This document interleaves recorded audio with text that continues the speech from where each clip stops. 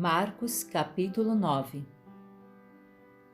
Disse-lhes mais: em verdade vos digo que, dentre os que estão aqui, há alguns que de modo algum provarão a morte, até que vejam o reino de Deus chegando com poder. 6 dias depois, Jesus tomou Pedro, Tiago e João e levou-os em particular a um alto monte e foi transfigurado diante deles. As roupas deles resplandeceram e ficaram extremamente brancas, como nenhum lavandeiro na terra poderia branqueá-las. Então Elias e Moisés apareceram diante deles e falavam com Jesus. Tomando a palavra, Pedro disse a Jesus: Mestre, é bom estarmos aqui. Façamos 3 tendas, uma para ti, outra para Moisés e outra para Elias. Pois não sabia o que dizer porque ficaram com muito medo.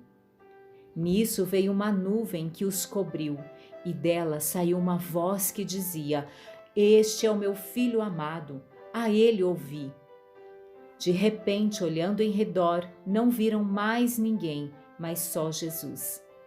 Enquanto desciam do monte, Jesus ordenou-lhes que a ninguém contassem o que tinham visto, até que o Filho do Homem ressuscitasse dentre os mortos. E eles guardaram o caso em segredo, conversando sobre o que seria o ressuscitar dentre os mortos. Então perguntaram-lhe: Por que os escribas dizem ser necessário que Elias venha primeiro? Jesus lhes respondeu: Na verdade, Elias vem primeiro e restaura todas as coisas. Mas então, como está escrito que o Filho do Homem deve sofrer muito e ser desprezado? Digo-vos, porém, que Elias já veio, e fizeram-lhe tudo quanto quiseram, segundo o que está escrito a seu respeito. Quando chegaram onde estavam os discípulos, viram ao redor deles uma grande multidão, e alguns escribas discutindo com eles. E logo toda a multidão, vendo a Jesus, ficou muito surpresa. E todos correram na direção dele e o cumprimentaram. E Jesus lhes perguntou: O que estáis discutindo? E alguém dentre a multidão lhe respondeu: Mestre, eu te trouxe meu filho que tem um espírito mudo. Onde quer que o apanhe, provoca-lhe convulsões, de modo que ele espuma pela boca, range os dentes e começa a se enrijecer. Pedi aos teus discípulos que o expulsassem, mas eles não conseguiram. E Jesus lhes respondeu: Ó geração incrédula, até quando estarei convosco? Até quando terei de suportá-los? Tragam-me o menino. Então eles o trouxeram. Ao ver a Jesus, o espírito imediatamente provocou-lhe uma convulsão, e o endemoniado, caindo ao chão, rolava, espumando pela boca. Jesus perguntou ao pai dele: Há quanto tempo isso lhe acontece? Ele respondeu: Desde a infância. E muitas vezes o tem lançado no fogo e na água para destruí-lo. Mas se podes fazer alguma coisa, tem compaixão de nós e ajuda-nos. Ao que lhe disse Jesus: Se podes, tudo é possível ao que crê. Imediatamente o pai do menino clamou: Eu creio, ajuda-me na minha incredulidade.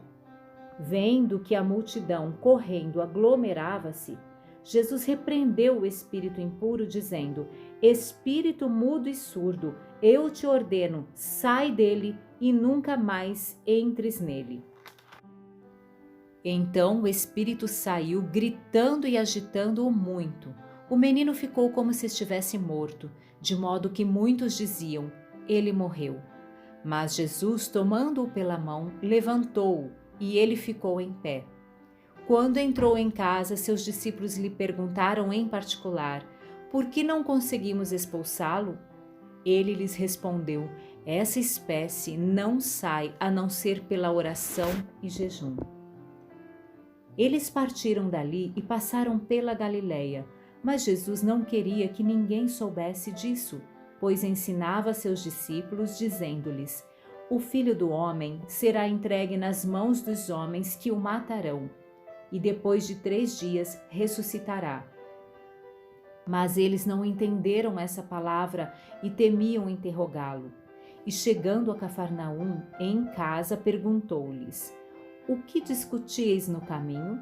Mas eles se calaram, pois haviam discutido pelo caminho qual deles era o maior. Então, sentando-se, chamou os 12 e lhes disse: Se alguém quiser ser o primeiro, será o último e o servo de todos. Então Jesus tomou uma criança, colocou-a no meio deles e, pegando-a nos braços, disse-lhes: Qualquer pessoa que receber uma destas crianças em meu nome, a mim me recebe.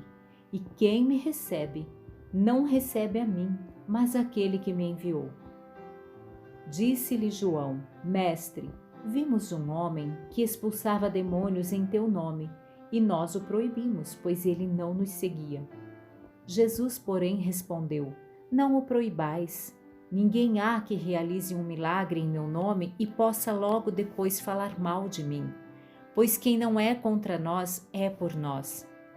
Assim, qualquer pessoa que vos der de beber um copo de água em meu nome, porque sois de Cristo, em verdade vos digo que de modo nenhum perderá a sua recompensa.